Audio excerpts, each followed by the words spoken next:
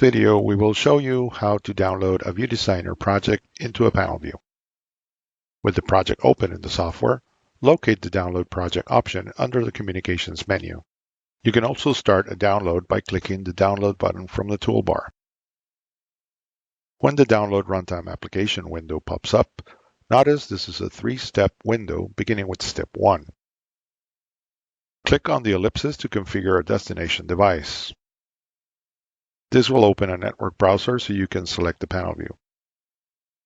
Highlight your selection and click OK.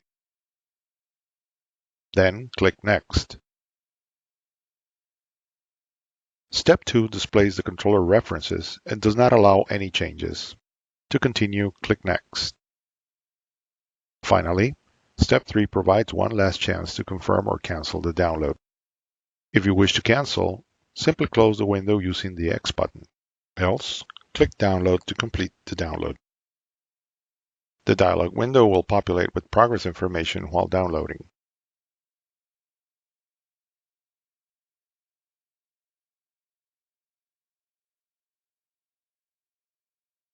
When the download is complete, click Close to finalize.